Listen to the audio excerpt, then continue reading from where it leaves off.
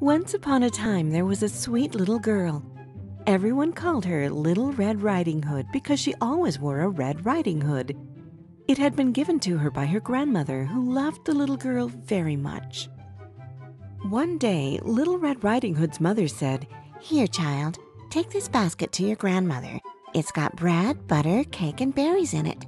She's feeling sick, and I hope this will make her feel better. Don't talk to strangers, don't leave the path, and walk straight to your grandmother's house." Little Red Riding Hood's grandmother lived half an hour away in the woods outside the village. So Little Red Riding Hood set off. The girl had just entered the woods when a wolf came out of the trees. She wasn't scared because she didn't know wolves are dangerous.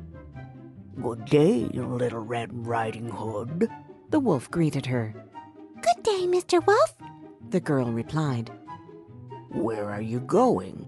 he asked.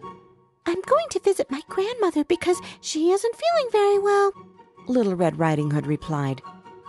"What do you have in that basket?" asked the wolf. "I have some bread, butter, cake, and berries to take to Grandma," she replied. "Excellent.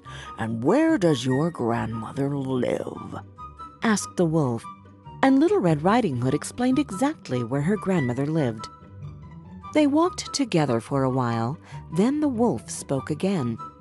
"What lovely flowers there are here. Why don't you pick some for your grandma?" The girl looked around and saw all those beautiful flowers. She thought that her grandmother would be delighted to have some fresh flowers, and despite her mother's advice, she left the path. While Little Red Riding Hood went deeper into the woods to pick flowers, the wolf went straight to her grandmother's house.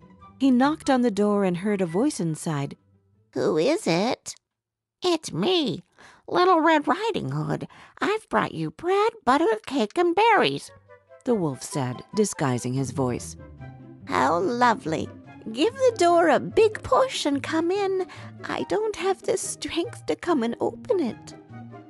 The wolf entered the house, went to the old woman's bed, and ate her whole.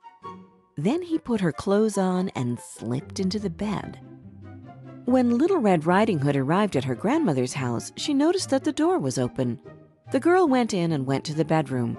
Usually, she felt very happy at her grandma's, but that day, something felt different. "Good morning," she said, but no one replied. Her grandmother looked strange.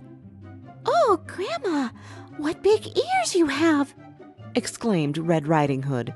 "All the better to hear you with," the wolf replied in a fake voice. "Oh, Grandma, what big eyes you have!" she continued. "All the better to see you with," the wolf said. "Oh, Grandma, what big hands you have!" "All the better to grab you with," the wolf said. "Oh, Grandma, what a big mouth you have!" exclaimed Red Riding Hood. "All the better to eat you with." The wolf roared, jumped off the bed, and ate the poor girl whole.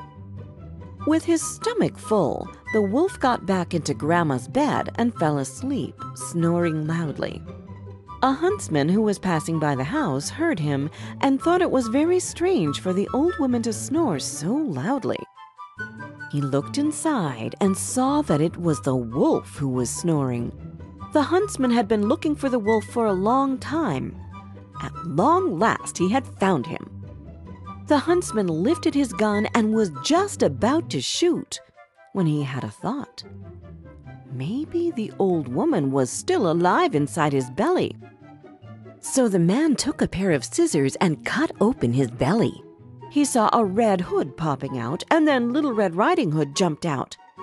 The huntsman cut a bit more, and the grandmother came out too. Little Red Riding Hood gathered some stones, and they filled the wolf's belly with them. When he woke up, he was scared and tried to run away, but the stones were so heavy that he fell down dead.